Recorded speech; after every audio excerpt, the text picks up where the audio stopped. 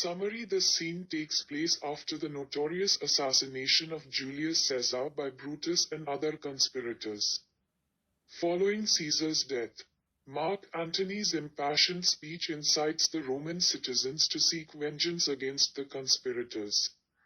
The scene begins with Cinna, a poet, wandering Rome's streets.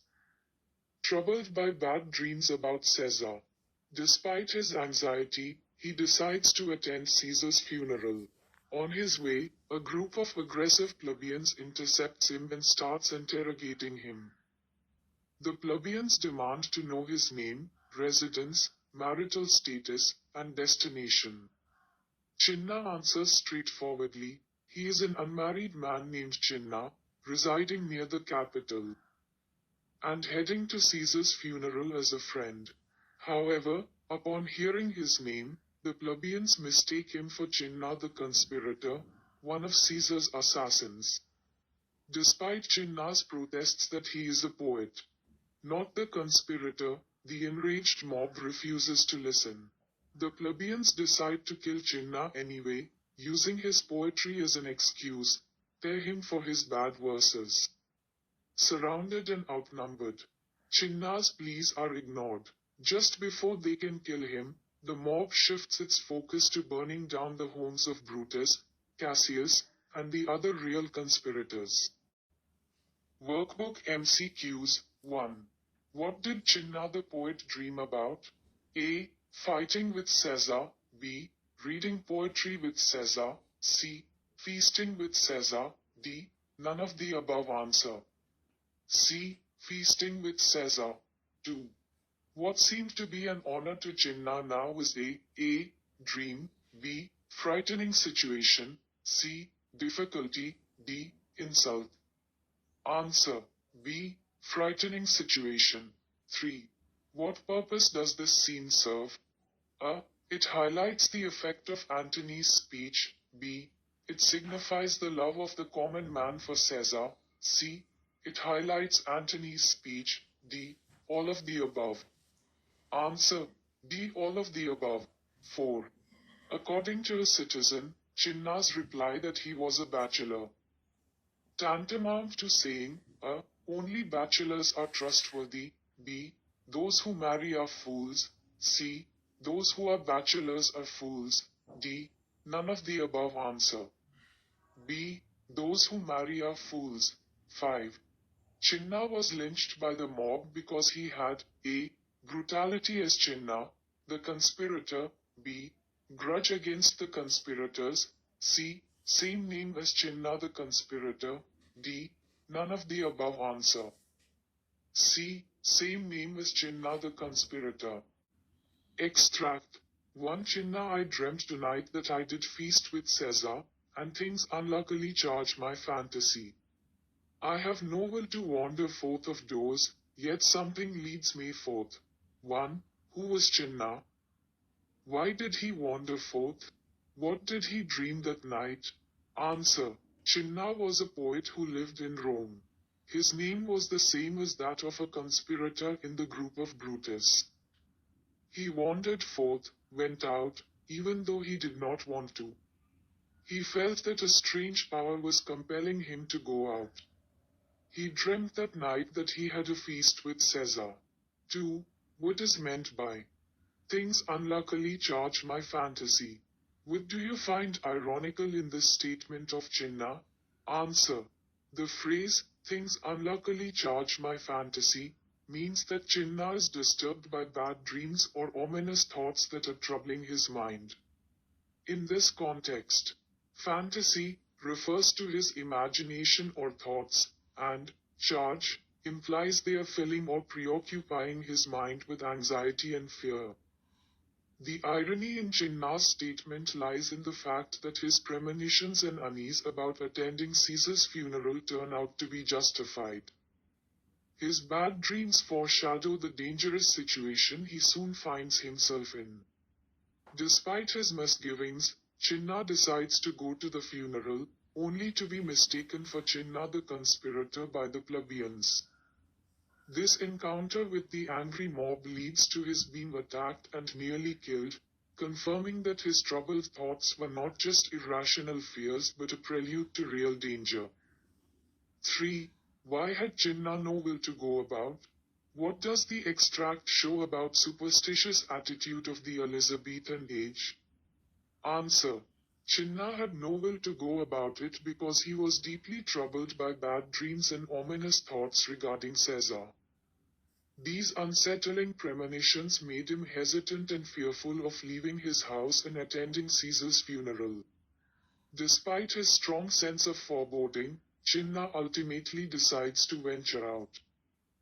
Driven by his duty or sense of obligation. This extract highlights the superstitious attitude prevalent during the Elizabethan age.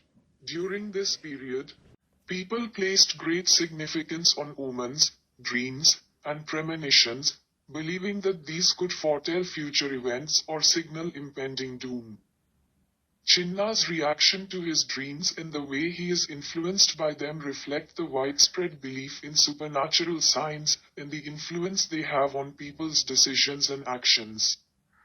This belief in the supernatural and the interpretation of dreams as portents was a common aspect of the culture and mindset of the Elizabethan era. 4. What type of questions did the mob ask him? What did he tell them? Answer. The mob asked Cinna several aggressive and probing questions. They demanded to know 1. His name, 2. Where he lived, 3. Whether he was married, 4. Where he was going. Cinna answered their questions directly. 1. He told them his name was Cinna. 2. He said he lived near the capital. 3. He mentioned that he was an unmarried bachelor. 4. He explained that he was on his way to Caesar's funeral as a friend. Despite his straightforward answers, the mob, upon hearing his name, mistakenly identified him as Cinna the conspirator, one of Julius Caesar's assassins. Cinna tried to clarify that he was Cinna the Poet, not the conspirator, but the mob refused to listen to his explanations. 5. How far has Shakespeare portrayed a frenzied mob in this scene? Answer. Shakespeare portrays a frenzied mob in this scene through their aggressive and irrational behavior. The plebeians aggressively interrogate Cinna, mistake him for Cinna the conspirator based solely on his name, and refuse to listen to his protests that he is a poet, not a conspirator. Their decision to attack him for his poetry, tear him for his bad verses, and their sudden shift to burning the conspirators' homes illustrate their uncontrollable rage and lack of reason. Highlighting the dangers of mob mentality. Extract. To Cinna, what is my name? Whither am I going? Where do I dwell? Am I a married man or a bachelor? Then, to answer every man directly and briefly. Wisely and truly, wisely I say, I am a bachelor. Second citizen, that's as much as to say, they are fools that marry. You'll bear me a bang for that, I fear. Proceed, directly. Cinna directly. I am going to Caesar's funeral. 1. Who asks Cinna so many questions? What has just happened that makes them confused and irrational? Answer. The plebeians, or common citizens of Rome, ask Cinna many questions. They are confused and irrational because they have just been incited to anger by Mark Antony's powerful speech at Julius Caesar's funeral. Antony's rhetoric has stirred them into a vengeful frenzy against the conspirators who assassinated Caesar, making them suspicious and ready to attack anyone they believe might be connected to the crime. 2. When Cinna says he is a bachelor, the second citizen concludes, they are fools that marry. Why is this conclusion not logical? Answer. The second citizen's conclusion, they are fools that marry, is not logical because it is an irrelevant generalization based on Cinna's marital status. Cinna's being a bachelor has no bearing on the wisdom or foolishness of marriage in general. The statement reflects the mob's irrational and hasty reasoning rather than a sound argument. 3. Why was it unfortunate for the man to have Cinna as his name? How did the citizens deal with him? Answer.